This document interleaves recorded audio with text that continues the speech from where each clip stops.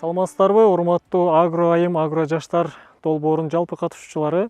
Бүгүн мен Медербек Жамбаев, бүгүн сиздер менен алма заманбап алма бак өстүрүү ыкмалар жөнүндө маалымат берем.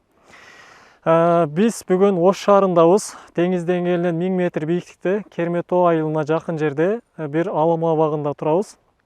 Бул жерде алманын Галавал деген сорту эрте бышуучу алма багында. Тамыры болсо кыйып асты кыргызчасы, подвой орусчасы, ММ106 полукарлик башкача айтканда. Катар аралыктары 4 метрге 2 метр аралык менен эгилген бир бакта турабыз. Жалпысынан 1 жылдык өсүүсү ушул жерде турат. Эми мен сиздерге жалпы алма боюнча маалыматты башынан баштап берсем, дүйнө жүзүндө 80 миллиондон 90 миллионго чейин алма өндүрүлөт жалпы 1 жылда. Алма мөмөсүн дүйнөдөгү эң көп өндүрүлгөн экинчи мөмө болуп саналат. Банандан кийинки экинчи орунда турат. Тонна жагынан, көп өндүрүү жагынан.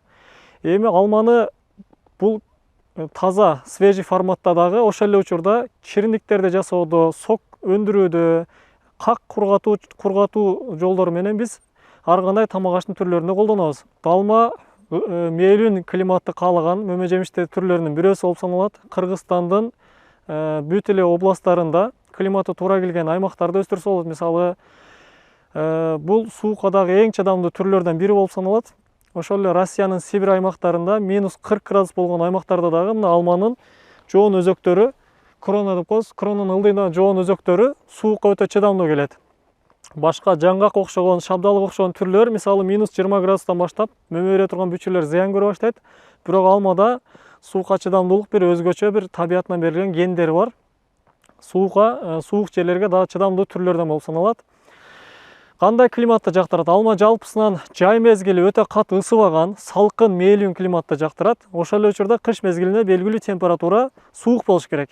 Эгер жай мезгилинде катуу ысык болуп кете турган болсо, өзгөчө жашыл жана сары түстөгү мөмө берген алмаларда, мисалы Granny Smith, Golden Delicious, биздин Кыргызстанда Zolotoy Green деген наам менен таанылган, чыныгы илимий аты Golden Delicious. Ушуга окшогон сорттордо, Kinger Gold болсун, буга окшогон сорттордо солнечный ожог көбүрөөк пайда болот да, алманын кожасы күнгө күйүп калат. Кандай эле адам баласы мисалы футболка кийсе ошол күнгө денеси тийген жагы кара түстө болуп, күн көрбөгөн жагы ак түстө болгондой эле мөмөнүн дагы күн көбүрөөк тийген бөлүгү көбүрөөк карайып кетет да, натыйжада товарный вид жоголот. Базарга алып барганда аны төмөнкө баага сатылып калат дагы. Ошондо бир минустар болуп калышы мүмкүн. Бул нерседен алдын алыш үчүн биз атайын интенсивдүү, башкача айтканда жыш заманбап алма бактарында үстүнөн торлор тартабыз. Кызыл мөмө бере турган түс болсо ак торду, жашыл же сары түстүү мөмө бере турган сорттор боло турган болсо, бул учурда кара түстөгү торлор тартабыз. Бул торлор бир гана ошол солнечный ожогтон, башкача айтканда күнгө күйүүдөн гана сактабай, ошол эле учурда мөндүрдөн, табигый келген мөндүрдөн дагы алдын алат. Ошол тешикчелеринен өтпөй калат да мөндүрлөр. Эгер өтүп кете турган болсо, мына мөмө жемиш бүчүрлөрдү, мөмөлөрдү, жалбырактарды сындырат. Ошол жылдын жана кийинки жылдын түшүмдүүлүгүнө зыян, терс таасирин тийгизет. Андан башка каолин таш деген бар, атайын айыл чарбада колдонобуз. Ошо каолин таш менен дагы биз акиташка окшогон нерсе, аны сууга чылап туруп, жалбырактарына, мөмөлөрүнө чача турган болсок, жаңгактарда өзгөчө, алмалардын жашыл түстүү сортторунда бул учурда да күндөн келген нурду ак түс чагылдыргандыгы үчүн ошол каолин ташынын ак түсү бул учурда ашыкча күндүн температурасын чагылтып берет дагы, салкын кармайт мөмөнү, товарный вид жоголбойт. Сиз 50 сомдон, 80 сомдон, 100 сомдон товарыңызды, алмаңызды кымбат бага сата аласыз. Эми жалпысынан сортторго дагы бир тийин өтөлү. Азыр дүйнө жүзүндө алманын 10 миңге жакын сорту бар. Алма эң көп изилденген мөмө түрлөрүнүн бирөөсү. Эмне үчүн көп изилденген? Негизги себеби алмада периодичность деген нерсе бар. Бир жыл мөмө берет, экинчи жылы же мөмө таптакыр бербей коет, же мөмөнү аз берет.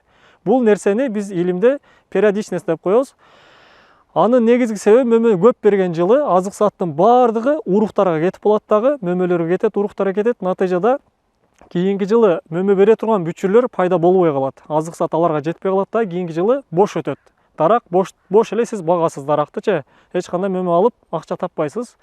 Андай болбош үчүн биз эрте жазда гүлдөгөндө же мөмө байлаганда, мөмөсү 3 сомдук тыйындай чоң болгон мезгилдерде суюлтушубуз керек. Же гүлүн, же мөмөсүн. Дарактычы эч кандай мөмө алып акча таппайсыз. Андай болбош үчүн Biz erте жазда гүлдөгөндө же мөмө байлаганда, мөмөсү 3 сомдук тыйындай чоң болгон мезгилдерде суюлтушубуз керек. Же гүлүн, же мөмөсүн. Суюлтуунун да 3 негизги жолу бар. Эгер жериңиз аз болсо, 5, 10, 50 сотукка чейин аз жер болсо, кол менен суюлткан эң жакшы болот. Анан чоң жер болсо, химиялык жол менен суюлтасыз, же механикалык жол менен суюлтасыз. Мисалы, Европа өлкөлөрүндө атайын техникалар жардам менен айланып кете берет, ал гүлдөрдүн бир бөлүгү күйүлүп калат. Ошол механикалык жолу. Химиялык жолунда болсо атайын химикаттар бар, атайын фитогормондор бар. Аларды сууга чылап туруп, дары чачкан техникаларга менен чачканда дозасын өзүңүз белгилеп аласыз дагы, 30% гүлү куурасын десеңиз 30% кылып даярдап аласыз дагы агрономдордун жардамы менен. Натыйжада дараңызга чачканда алмаңыздын кайсы гүлүнө ошол химикат тийген болсо, алар куурап кала берет, башкалары мөмө тийе берет да. Ушул жолдор менен, ушул 3 жол менен сиз мөмөлөрүңүздү суюлта аласыз дагы, сапаттуу, бирдей көлөмдө, жакшы кызарган, товарный види жакшы болгон мөмөлөрдү өндүрө аласыз. Быйыл дагы жана кийинки жылда мөмө турган мөмө бүчүрлөрүн пайда кыла аласыз да. Ушул жол менен сиз ар жылы заманбап айыл чарбада, заманбап алма өстүрүүдө 1 гектарынан полукарликтерден 40, 50, 60 тоннага чейин түшүм алса болот. 40-50 деп кое берели. А карлик толук интенсивдүү бактардан болсо 60-70 тоннанын тегерегинде түшүм алсаңыздар болот. Чет өлкөдө кээ бир көрсөткүчтөр бар, 100 тонна, 150 тоннага чейин деген. Негизи дарак дагы 1-2 жыл бериши мүмкүн 100 тонна. Өтө жыш кылып, өтө жакшы каралганда. Бирок 2 жыл, 3 жылдан кийин ал дагы организм чарчайт. Натыйжада өзүнө өзү түшүм берүүсү кыйналып калат. Бизге Кыргызстандын шартына 40 тоннадан 60-70 тоннага чейинки стандарт өтө туура келет. Ошол 40 тоннаны 50-60 тоннаны деле сапаттуу кылып алып, анын 90%-ын экспорттоло турган сапатта өндүрө турган болсок, чоң киреше алып келет да бизгечи. Көчөттөрдүн аралыгы, эгер карлик боло турган болсо, башкача айтканда тамыры, мына жерде уланган жери бар. Бул жерде уланган жердин астын биз подвой деп коебуз, кыйык асты. Улангандан үстү жагы коюу кызыл түс болуп турат, бул жагы сары. Бул жагы привой же болбосо сорт. Биздин ошол кызыл мөмө берген же сары мөмө берген алма сортубуз. А бул жагы жапайы атайын клондук подвой болушу мүмкүн, же алманын уругунан чыккан бир алма болушу мүмкүн. Азыр заманбап карлик, полукарликтердин бардыгы М9, ММ106 же болбосо ММ111 деген 3 негизги подвойдун үстүндө уланып келинген сорттор. Бул жерде сорт негизинен карлик же полукарлик болуп саналбайт. Эң негизги нерсе бул тамыр болуп саналат. Эгер сиз М9 подвойуна бир сортты уласаңыз, ал карлик болуп калат. Ошол эле ММ106 подвойуна уласаңыз, ал полукарлик сорт болуп калат. Негизги 80% чечкен бул подвой болуп саналат, тамыр болуп саналат да. Ал эми М9 подвойуна негизинен биз сортторду дагы экиге бөлөбүз. Стандарт жана спур түйүндөгү сорттор деп коебуз. Стандарт сортторду уласа боло берет М9 тамырына. Себеби дегенде бул жагы кубаттуу өсөт. Бул гала кубаттуу өскөн сорт, бул стандарт сорт. Ал эми Red Chief, Super Chief, Scarlet Spur, Oregon Spur деген спур түйүндөгү сорттор болсо, булар кубатсыз өсөт, анча көп шактабайт, тез эле мындай мөмө бере турган бүчүрлөрдү пайда кылат дагы. Анча көп шактабайт, бирок тезирээк мөмөгө жатат алар, мөмө берет. Натыйжада М9 подвойуна аны уланганды сунуштабайбыз. Эч бир чоң көчөт өндүргөн фирма дүйнөдө М9га спур түйүндөгү көчөт улабайт. Алмалар жалпысынан карлик, полукарлик жана бийик бойлуу болуп 3 түргө бөлүнөт. Бийик бойлуу дегенибиз урук, алманын уругун данегин эгип, ошого чыкканга сиз Семеренко сортунбу, Жанатан сортунбу же Red Chief, Super Chief, Oregon Spur түрдүү сорттордун каалаган улай турган болсоңуз, натыйжада ал бийик бойлуу дарак болот. Себеби дегенде анын бийик бойлуу кылып аткан уруктан чыккан көчөт. Ал табиятында кеч мөмөгө жатат жана дарак чоң болот көлөмү. Чоң болгон үчүн дарактын ички бөлүгү дагы көбүрөөк көлөк болот. Күндүн жарыгы ичине азыраак кирген үчүн натыйжада түшүмгө дагы кечирээк кирет. Бул генетикалык жактан. Экинчиси, англисчаны juvenility деп коебуз. Экинчиси, дарактын ичине жарык аз кирген үчүн ал жерде мөмө бүчүрлөрү анча жакшы пайда болбойт. Пайда болсо дагы аз гана санда мөмө берет, алар дагы даамы жакшы ширин болбойт, жакшы кызарбайт, эгер кызыл түстө мөмө боло турган болсо. Ал эми карлик же полукарликте биз азыр эмне үчүн мода болуп ушуну биз сунуштап атабыз элдерге? Бул белгилүү бир жерге, аз жерге көп санда көчөт батат. Бул биринчиси. Ар биринен 20, 25, 30 килограмм, 40 килограмм тегерегинде мөмө алганыңызда эски бак дарактардан гектарына 10-15 тонна түшүм алсаңыз алма. Азыр карлик, полукарликтерде 40 тоннадан 70 тоннанын арасында түшүм алсаңыз болот. Сапаты жагынан эски дарактарда оору зыянкеч көбүрөөк болот. Себеби дегенде дарактын ичине шамалдын циркуляциясы жакшы болбойт. Шамал жаан чачын жаагандан кийин, жамгырдан кийин дароо кургап кетпейт. Коз карын оорулары, бактерия оорулары, ар кандай зыянкечтер көбүрөөк зыян берет дагы, сиздин чөнтөгүңүздөн химикатка дагы көбүрөөк акча кетет. Сиз мөмөнү көбүрөөк уулайсыз. Жана адамдын ден соолугуна да зыян, ошол эле учурда чөнтөгүңүзгө да зыян. Ал эми карлик, полукарликтерде бою жапыз болгон үчүн күндүн көрү проценти көбүрөөк, көлөкөнүн проценти өтө аз болот дагы. Натыйжада оору дагы азыраак болот. Тез арада кургап, коз карын оорулары көп пайда болбойт да. Негизги себептери ушу. Анан түшүмдүүлүк жагынан дагы айтып атабыз, 3 эсе, 4 эсе көбүрөөк түшүм аласыз. Алган түшүмүңүздүн дагы 80-90% экспортко ыңгайлуу, бирдей көлөмдө жакшы кызарган, жакшы түсүн алган мөмөлөр болот. Жана түшүмгө дагы 2-3 жылдан түшүмгө кирсе болот. Мисалы Гниппаум деген көчөттөр бар. Италиядан келет көбүнчө, Европадан келет. Ал жак көчөттөрдүн негизги өзгөчөлүгү бутагы менен болот. Бутагы менен болот, эгилген жылы асты бир 2 килограммга чейин түшүм бере алат. Анан жөнөкөй эле камчы көчөт дейбиз, мына Туркиядан, Сербиядан келип аткандар, Өзбекстандан чыгып аткан көчөттөр, Кыргызстан өзүбүздө 3 коргондон чыгып аткан көчөттөр жалпысы камчы көчөт, бир гана камчы формасында эч кандай бутагы болбойт. Основной ошол көчөттөрдү биз камчы көчөт деп коебуз, 1 жылдык көчөттөр. Гниппаумдар 2 эсе кымбатыраак болот, анын баасы дагы өзүнө жараша жогору болот. Эми алманын сорттору боюнча жалпысынан бушы мезгилине жараша 3кө бөлөбүз. Жайык алмалар, күзгү жана кышкы деп. Жайык алмаларга Жерсей Мак, Аннага окшогон сортторду сунуштай турган болсок, булар июнь-июль айларында бушат негизинен, августтун баштарына чейин. Анан августтун башынан аягына чейин бышкан Гала сортторундагы алмалар бар. Гала бир группа, булардын баардыгы күзгү алмага кирет. Анан сентябрда Red Chief, Scarlet Spur'га окшогон, Golden Delicious окшогон сорттор, булар сентябрдын 20-ларына бышат. Сентябрдын этектеринде. Октябрларда Fuji, Granny Smith'ке окшогон сорттор бышса, ноябрда Pink Lady, Rosy Glove'га окшогон сорттор бышат. Булар очередь менен күзгү кышкы болуп бөлүнө берет. Бир алма канча кеч бышса, кышка ошончо чыдамдуу болот. Узакка көбүрөөк сакталат. Канча эрте бышса, ошончо тез бузулат. Бул бир эле алмага эмес, бардык мөмө түрлөрүнө тиешелүү нерсе. Анан сорттордун ичинен азыр Кыргызстанга кайсы сорттор сунуштайбыз сиздерге? Жалпысынан Кыргызстанда азыр карап көрө турган болсоңуздар, анализ кылып көрө турган болсоңуздар, эрте бышкан, август айында бышкан алма сорттору кымбат бага сатылып атат. Анын себеби ошол мезгилде ызбыт, ошол мезгилде алманын көлөмү азыраак болгондугу үчүн жана той ашка көбүрөөк колдонулган үчүн.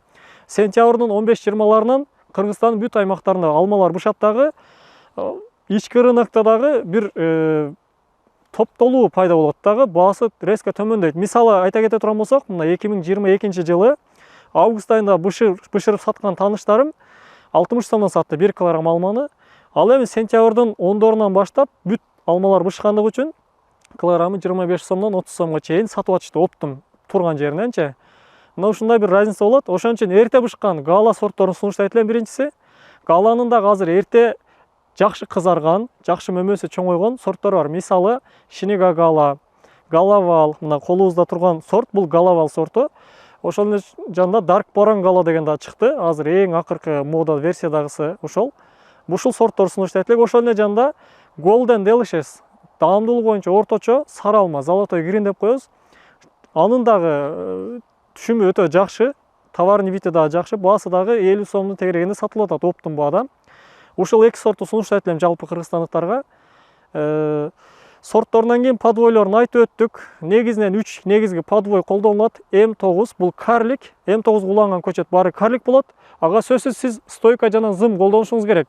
Гектар жерге, 1 гектар жерге ашыкча 500 000 расход кыласыз.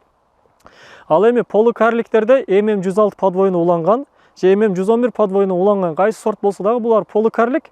Аны 4 метрге 2 метр, же 5 метрге 3 метр аралыкка чейин тиксеңиздер болот. Учуру келет, спур түбүндөгү сорт болуп калышы мүмкүн. Мисалы Super Chief, же Red Chief, Scarlet Spur окшогон сорт болуп калса, эки көчөттүн ортосун 2 метр эмес, 1,5 метр да кылсаңыз боло берет.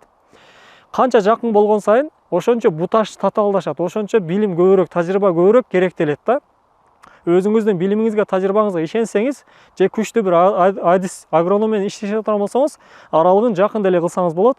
Болбосо жаңы баштап аткан адамдар үчүн албетте полукарликти, башкача айтканда 4 метрге 2 метр болгон катар аралыктагы бир схема посадканы сунуштайт элек. Негизинен алмалардын бүчүрлөрү эки түрдүү болот. Вегетативдик бүчүрлөр жана генеративдик бүчүрлөр болуп бөлүнөт. Вегетативдик бүчүрлөрдөн биз жалбырак же сабак алабыз. Бул 1 жыл тургандан кийин күн жакшы көргөндө фотосинтезден чыккан азык зат жана тамырдан чыккан азык заттын натыйжасында булар мөмө бүчүрүнө айланат. Мөмө бүчүрү менен мөмө бербей турган вегетативдик бүчүрүнүн айырмасы, вегетативдик бүчүрлөр шиш, жалпак денеге жабышып турган болот. Мына кожасына, бутактарга жабышып турган абалда болот. Ал эми мөмө бере турган бүчүрлөр узундугу 20 сантиметрге чейин дагы болот. Кыскалары 1-2 сантиметрден 20 сантиметрге чейин аралыкта. Бүчүрдүн көлөмү дагы чоңураак болот. Себеби дегенде ичинде органы көбүрөөк. Ал жерде эркек жана ургач органдары, королласы, карпелдери, башка органдары көбүрөөк. Ошон үчүн тобулуураак болот. Bir бүчүрдөн алмаларда аралаш бүчүргө ээ. Булардан bir бүчүрдөн гүл дагы чыгат, жалбырак дагы чыга берет. Гүл бүчүрлөрүнөн. Ал эми таза бүчүргө ээ, өрүк, гиляска окшогон косточкой катуу данектүүлөрдө bir бүчүрдөн же гүл чыгат, же жалбырак чыгат бадамдарда мисалы. Алмаларда аралаш бүчүргө ээ бул жагынан. Биз бутоодо бул бүчүрлөрдүн маанисин билишибиз керек. Кайсы бүчүрдөн не чыгат, канча өлчөмдө мен түшүм алышым керек дарагыман. Ошол мисалы бул 4 метрге 2 метр эгилген бир дарактан гектарынан сиз 40 тонна түшүмдү пландап аткан болсоңуз, 1 гектар жерге 1250 көчөт батат дедик. 1200 эле деп коелу, жолго дагы чыгарып коебуз да. 1200 көчөткө бөлүп салышыңыз керек да. Ошо 40 тоннаны бөлгөндө 30 килограммдан 40 килограммдан туура келет ар бир даракачы. Значит, мен бир дарагыман 40 килограмм тегерегинде 30-35 килограмм мөмө алышым керек. Ошондо гектар башына мен 50 тонна, 40 тонна түшүм алам. Ал үчүн бир дарактан сиз 15-тен 22-ге чейин мындай негизги эне бутактарды пайда кылып алышыңыз керек да. Бутоо берип атканда бул жерде бутактарыбыз өтө тик өйдө карап, асман карап өссө туура эмес. Себеби дегенде күндүн жарыгы келгенде дарактын ички бөлүгүнө дагы, сырткы бөлүгүнө дагы бирдей тийиш керек. Бул биринчи шарт. Бутоонун кандай ыкмасы болбосун, форма берүүнүн кандай ыкмасы болбосун, бул күндүн жарыгы дарактын баардык бөлүгүнө бирдей тийүүсүнө түзүлөт да. Ошол баардык бөлүгүнө жакшы тийсе, ошончо көп түшүм аласыз, ошончо сапаттуу болот, оору жана зыянкеттин саны ошончо аз болот. Себеби дегенде абанын шамал менен циркуляцияда болуп, тезирээк кургап, оорулар дагы аз болот. Ошол эле учурда ички бөлүгүнөн да сиз жыш мөмө ала аласыз да. Бул быйыл 2022-жылы жаз мезгилинде эгилген көчөттөр. Буйруса 1-2 айдан кийин 1 жылдык болот, эгилгенде 1 жыл болот. Мына 1 жылдагы результатын көрүп атасыздар. Бул жерде лидер формасын берүүгө аракет кылдык. Лидер формасы баягы ваза чашаобразный формадан айырмаланып, ортодо бир дана лидер тик өйдө карап кетет. Ал 3,5-4 метрге чейин бийиктикке өсүп чыгат. Ошол 3,5-4 метр бийиктиктин арасында биз 15-тен 22-ге чейин мындай капталдарга өскөн кенен градустагы бутактарды пайда кылышыбыз керек. Бул жерде көрүп атасыздар, бул жерде тиш чукугуч, кадимки эле зубочистка. Бунун негизги максаты биз жаз мезгилинде бутактар бир карыштай өскөндө, bir 30-20 сантиметр өскөндө ар бирин зубочистка менен сайып чыгабыз дагы. Анын максаты градусын кеңейтүү. Мына тар өсүп аткан бутакты биз буларды бири-бирин сайып койсок, ошо бойдон катыйт. Жаш баланы деле жашында тарбиялаганда, бутакты деле жашында ийип койсоңуз, ошо бойдон катыйт. Бул кенен градуста бутак пайда болот.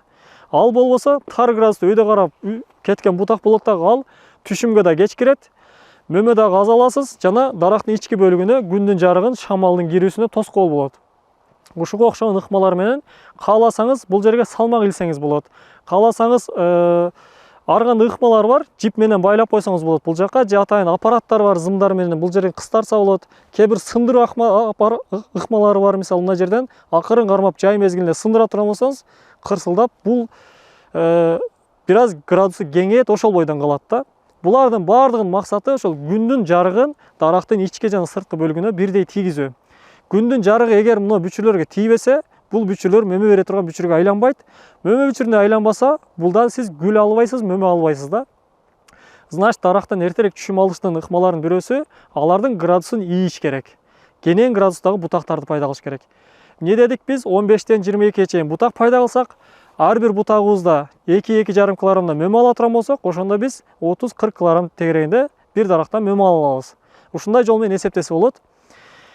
Бул мына биринчи ярус, экинчи яруста уже пайда болду, экинчи кабаты, экинчи этажы, эми үчүнчү этаж болот. Максимум 4 этаж кыласыздар, ошол 4 метрдин аралыгында. Аралыктарында дагы бир 30-40 сантиметр, 50 сантиметрдей боштук калыш керек да. Полукарлик Галавал сортунда мен бутоону көрсөтүп бергенге аракет кылайын. Бул жерде алмабыздын Birinci эле жылы биринчи ярусын пайда кылдык. Биринчи ярусубузда бизде 1, 2, 3, 4 дана негизги бутак бар. 4 негизги бутак бар. Буларда шактаганда 5-6 болуп, үстүдөн караганда жок эле дегенде 3 дана болуш керек. Мерседестин эмблемасында болуш керек, болбосо 5 жылдыз форма болуш керек да. Бул жерде көрүп атасыздар, баардыгынын градустары кенен. Эгер тигирээк чыккан болсо биз зубочисткалардын жардамы менен аны ийгенбиз. Бутаганда дайыма ылдыйдан баштаганга аракет кыласыздар. Бул жыгачты жипке байлаганыбыз себеби бул жактан шамал болот. Бул багытта шамал болот дагы, дарагыбызды бул жакка жыгытып коюшу мүмкүн, ошон үчүн буну байлап чыктык. Бул жерде мисалы биринчи ярусубузду карап көрөбүз. Биринчи ярусубузда бул жерде учу кесилгенден кийин кесүүнүн дагы жолдору бар. Эгер 1 жылдык бутакты кесе турган болсоңуз, мынандай 2-3 дана тик кеткен градустарда, начар бутактар пайда болот. Биз буларды эң жактырбаган бутактарыбыз. Ошон үчүн бутагандан кийин жаз мезгили келгенде ал жерден чыккан бир лидер бутак, анан кошумча экинчи, үчүнчүсүн сындырып коюшубуз керек да, капталдарда. Ал негизги лидерде бармагыбыз батышынча сындыра турган болсок, ошондо кенен градуста бутактар пайда болот. Бунун атын илимде апикал доминансы деп коет. Эми бул жерде мына бутак аралыктарда жакыныраак, биринчи ярус менен экинчи ярустун ортосуна чыгып калган. Бунун бизге кереги жок. Мына бүчүрлөр быйыл мөмө бүчүрүнө айланганы, мыналардан уже мөмө ирет бере алгандарынан. Биз основной бул жерде мөмө үчүн эмес, бутактарды көбүрөөк пайдаланганга аракет кылдык. Бул жер дагы мына бир аз тигирээк кетип атат. Буну сыртка ачыш үчүн мен буну сыртка кеткен жагынан алып салам. Буну дагы сыртка кеткен жеринен алып салсаңыздар болот. Күндүн жарыгы мындай киргенде дарактын ички сторонасындагы бул жактарына дагы жакшыраак кириш үчүн. Бул бир бөлүгү мына бүчүрдүн кайсы тармагынан кесе турган болсоңуз, ошол тарапка карап өсөт. Мен ошон үчүн сыртка кеткен жагынан кесем, сыртка карап өсөт. Бул мындай болуп, кийинки жылы мындай уланып кете берет да. Бул акырындык менен мөмө бергенде мөмөлөр өзү ийет. Мөмө ийгенге чейин биз буну бир аз поддержка кылып, градусын ачып коюшубуз керек да. Негизги ыкма ушул жерде. Бул жерде дагы сыртка кеткен бүчүрлөрдөн ачып чыгабыз. Сыртка кеткен. Узундугун канча кыласыздар? Узундугун бутактын узундугуна жараша. Эгерде начар өсүп аткан бутак болсо, кыскараак кесесиз, күчтүүрөөк өсөт. Эгер күчтүү жоонураак болуп, күчтүүрөөк өсүп аткан болсо, учурагынан кесесиз, азыраак өсөт. Сен канчалык түгүнөн кессең, ошончо күчтүү өсөт. Канча учунан кессең, ошончо азыраак өсөт даракчы. Бул бир эле алмада эмес, бардык мөмө жемиштер үчүн туура келет. Анан учун кеспей койсоң, эртерээк түшүмгө кирет. Ошол өзү и так эле өсөт. Мына учундагы бүчүрдөн дагы өсөт. Бирок мына бүчүрлөр тезирээк мөмөгө айланат. Сен учун кескен сайын көбүрөөк шак пайда кыла берет да. Шак керек болсо кесе бересиң, шак керек эмес болсо токтотосуң да. Биз бул эки дарактын ортосу 2 метр болгон үчүн бири-бирине жеткиришибиз керек. Ал үчүн биз кесебиз буларды. Сыртка кеткен бүчүрлөрдөн сырткага ачып, буларды экөөнү бири-бирине жеткенге чейин кесебиз, ошол аралыкка чейин.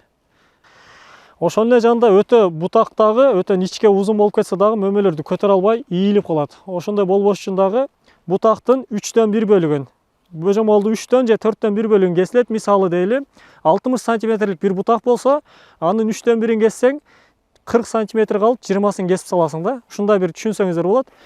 Же 4төн 1 бөлүгүн.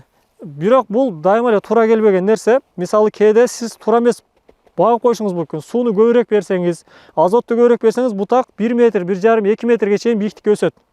Ал учурда сиз 2 метр, 1 метрден 4төн 1, 3төн 1 көп болсо 20-30 сантиметр болот дагы. 1,5 метр, 1 метрден кескен туура эмес. Аларды деле бир 40, 50, 60 сантиметрден кыскартып, шактандырып туруш керек да жалпысынан. Экинчи ярыста баары идеалдуу. Себеби дегенде ар кимиси ар тарапта карап өсүп атат. Бул жактан дагы бул жакка кетип атат, баланс бар. Үстүдөн караганда ар тарапка кетип атат. Бул жерде бир гана мына бир аз ашыкчыраак муну алып койсок, 4 жакка кеткен бир ярусубуз пайда болот. Бул и так эле өсүп, шактайт. Буларды да сыртка кеткен бүчүрлөрүнөн ачып коебуз. Ошондо сыртка дагы шактайт. Ошол эле учурда мына жерлери мөмө бүчүрүнө айланат. Кийинки жылы 2024-жылы күздө булар мөмө бере баштайт да. Быйыл 2023-жылы булар мөмө бүчүрлөрүнө айланат. Мындай кыска-кыска мөмө бүчүрлөрүнө айланат. Алар наркы жылдан түшүмгө кирип баштайт да. Булардын баардыгы 2 жылдык бутактар. Кескенде дагы градус өтө маанилүү, өтө кыйгач кылып кескен дагы туура эмес, өтө тик дагы кескен туура эмес.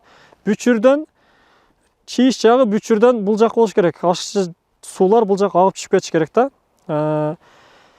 Кескендин ыкмаларын дагы бир кайталап өтөйүн. колуна кайчын алган, дүйнөнүн кайсы жериндеги адам болбосун, кандай адис болбосо дагы кесүүнүн ыкмаларын билиш керек. Бүт эле мөмө жемиштерде кесүүнүн 5 ыкмасы бар. Алардан биринчиси уч кесүү деп коебуз. 1 жылдык бутакты, мына 1 жылдык бутакты учун кесе турган болсоңуз, бул уч кесүү. Бунун максатын да айтып өтөлү. Максаты шак чыгарыш. Шактандыргыңыз келсе, учун кесесиз. Себеби дегенде учунда, учку бүчүрлөрдө ауксин деген фитогормон пайда кылынат. Эгер сиз буну учун кесип салсаңыз, ауксинди пайда кыла турган жерди жок кылып саласыз дагы, натыйжада капталдан 2-3 дана бутак пайда болот автомат түрдө. Сиз дарагыңызды шактандыргыңыз келсе, учун кесесиз. Бул биринчиси. Экинчиси кыскартуу кесүү.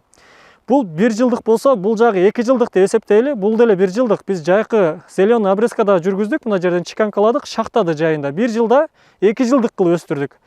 Ушул жол менен сиз дагы эртерээк түшүмгө алып келсеңиз болот дарагыңызды. Эгер бул жагы 2 жылдык, бул жагы 1 жылдык деп эсептесек, мына жерде 2 жылдык деп санаганда, бул жерден кыскарта турган болсо, бул кыскартуу кесүү. Мунун максаты негизинен дарактын бутагын 4-5 жылда бир кыскартуу кесүү жолу менен жаңылап туруш керек.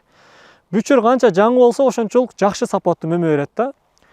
Бул экинчи кыскартуу. Үчүнчүсү нольдон кесүү. Мисалы, мына жерде параллель 2 дана бутак турат. Мен бунусун каалабайм. Экөө бир багытта өсүп атат. Бул кенен градуста мөмө бере турган бүчүрлөр да пайда кыла баштаптыр. Жана жоон жакшынакай бутак экен. Бул тегирек өсүп атат. Күндүн жарыгында тосот, начар. Мен буну түгүнөн алып салам.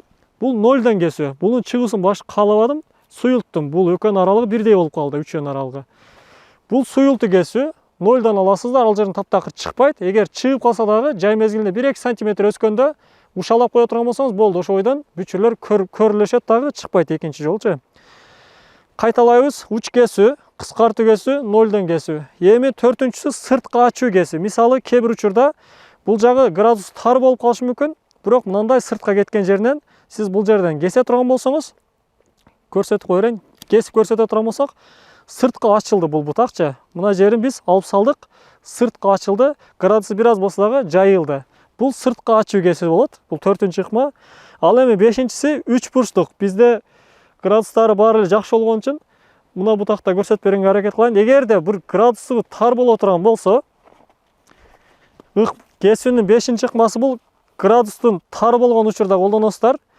Мен буну былтыр кескенмин. Кескенден 2-чи, 3-чү, 4-чү бүчүрдү сындыртканбыз. Бул жердин бак денелерин сындырттык. Сындырганда бул тик кеткен бутактар жоголду дагы, ылдыйдан кенен градустагы жакшы бутактар пайда болду бизгечи. Бул апикал доминансыны сындырбасаңыздар, булар биз өсүп атабыз, силер өспөгүлө деп мыналарды басымдап тура берет. Булар өсө албайт. Сиз буну 1-2 см өскөн мезгилде колуңуз менен сындырып койсоңуз, бирөөнү өйдөгө карап кетирсеңиз, бул ылдыйынан кенен градуста жакшы бутактар пайда болот да. Эгерде айталы, бул жерде баары эле бутактар жакшы, градусу мындай тар болуп калсын дейли. Буну мен түгүнөн алып салсам чыкпайт, бирок 3 бурчтук кылып, мына адамдын көкүлүн алгандай кылып туруп, жерге параллель кармап туруп кайчыны кесе турган болсом, 3 бурчтук бир форма чыгат. Мындай 3 бурчтук бир форма чыгат. Бул жерден уктап аткан бүчүрлөр сырткы карап кенен градуста бутактар пайда кылат.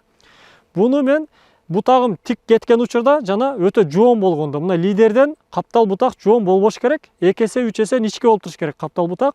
Ошондо туура болот. Мына менен тең же bundan да жоон болуп кеткен учурда мен буларды 3 бурчтук жол менен кесип, күчүн азайтам жана кенен градустагы бутак пайда кылам. Максатым күндүн жарыгы тезирээк кирсин, тезирээк мөмө берсин, мага сапаттуу жана оорус азыраак мөмөлөрдү алайын деп ушундай 3 бурчтук жол менен кесем да. Бул жерде башка мына подвойдон чыккандарды алып салсак болот. Тамырдан чыккан жапайларын алып салсаңыздар жакшы болот. Сыртка кеткен бүчүрлөрүнөн буларды дагы суюлтуп коебуз. Булар дагы кубаттуу өсүп, бири-бирине тийиш керек. Эми мына жерде дагы бул алмалар толук түрдө өзү менен өзү толугун чаңдашпайт.